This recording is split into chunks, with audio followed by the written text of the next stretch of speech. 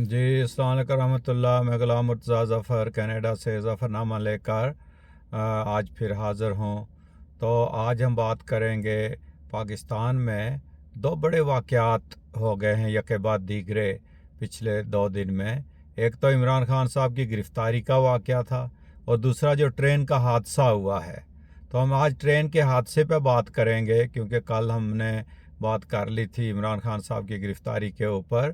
تو ٹرین کا حادثہ بڑا ہی دردناک حادثہ ہے، جو کہ کراچی سے ہزارہ حویلیاں جا رہی تھی ٹرین، ہزارہ ایکسپریس اس کا نام تھا۔ تو اس کو حادثہ پیش آیا ہے نواب شاہ کے قریب سندھ کے ایریا میں۔ تو ابھی تک تقریباً 35-40 لوگ جو ہے نا وہ ہلاک ہو چکے ہیں اور کافی زخمی ہیں، اور ابھی ملبے کے نیچے بہت دنیا دبی ہوئی ہے۔ ابھی تک صحیح پتہ نہیں چل رہا ہے۔ میرا خیال ہے کہ جو فوٹیج مل رہی ہیں اس سے اندازہ ہو رہا ہے کہ نقصان بہت زیادہ ہوا ہوگا، کیونکہ کافی پٹڑیاں اتری ہیں، کافی جو بوگیاں ہیں وہ اتری ہیں پٹری سے، اور 19 بوگیاں تھی کل۔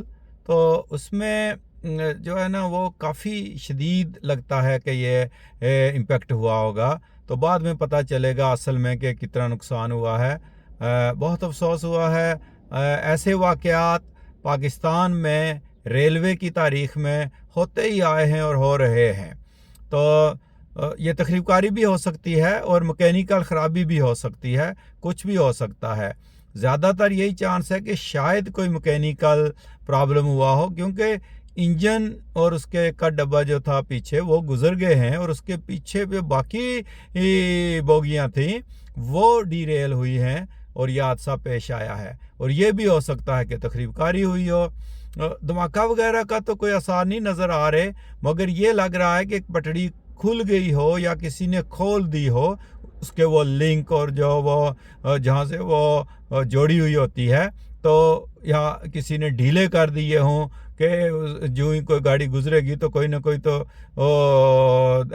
کھلے گی نا، یہ تو ڈی ریل ہو جائے گی۔ تو اب بعد میں پتہ چلے گا۔ بنا دیے گئے ہیں کمیشن جو ہے نا وہ گورنمنٹ کی طرف سے کہ اس کی تحقیقات ہوگی، مگر جس کسی معاملہ کو انہوں نے کھٹائی میں ڈالنا ہوتا ہے اس کے کمیشن پاکستان میں بنتے رہتے ہیں۔ کبھی کسی کی کوئی رپورٹ پہ عمل درآمد تو نہیں ہوا اتنا۔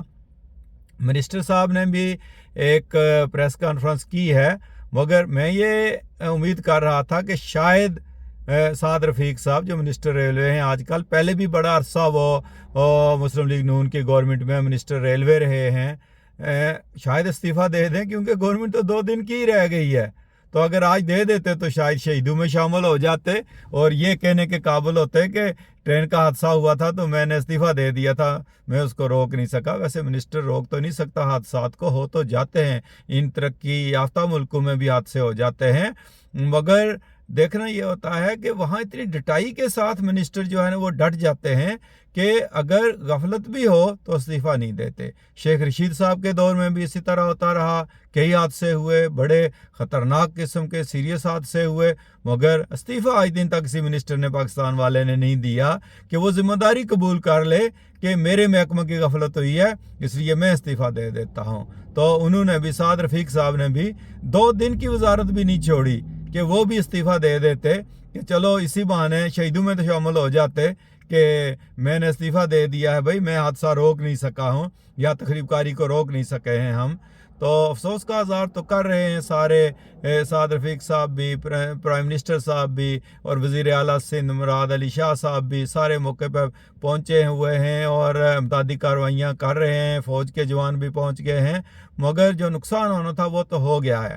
اس میں زیادہ تر لوگ ہزارہ کے ہوئے ہوں گے، کیونکہ ہزارہ جو ہے یہ علاقہ، یہ بیلٹ جو ہے حویلیاں، ایبٹ آباد، مانسیرہ وغیرہ اوپر بشام تک، یہ ایک قسم کراچی ان کا ایک دوسرا گھر ہے، اور یہاں سے کوئی گھر شاید ایسا ہو ہزارہ کا کہ جہاں سے کوئی ایک بندہ کراچی میں نہ رہتا ہو، اور اب تو یہ وہاں آباد ہو چکے ہیں، وہاں کے مقامی بن چکے ہیں، اور ان کے وہاں سے ممبر منتخب ہوتے ہیں کراچی سے، جن کا ہزارہ سے تعلق ہوتا ہے اس علاقہ سے۔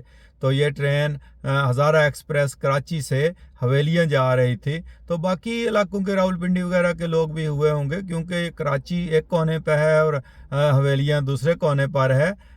تو باقی لوگ بھی اللہ شہروں کے ہوئے ہوں گے، مگر میرا خیال ہے کہ زیادہ تر لوگ جو ہے وہ یہی ایبٹ آباد، حویلیہ، مانسہرہ وغیرہ کے علاقہ کے ہوئے ہوں گے، شاید بشام وغیرہ کے بھی ہوئے ہوں۔ تو بہت افسوس ہوا ہے۔ اللہ تعالیٰ ان سب کو جو شہید ہو گئے ہیں، ہلاک ہو گئے ہیں، اللہ تعالیٰ ان کو جوار رحمت میں جگہ دے، اور ہمارے سیاستدانوں کو توفیق دے کہ وہ ان حادثات کا سد باب کر سکیں، اور جو کمیشن بنتے ہیں وہ بھی صحیح طریقے سے اس کا جواز ڈھونڈیں کہ ہوا کیا ہے، واقعہ کیا ہوا ہے، کیا یہ کوئی انسانی غلطی تھی یا کوئی مکینیکل؟ اگر مکینیکل بھی ہے تو انسانی ہوئی ہوگی نا۔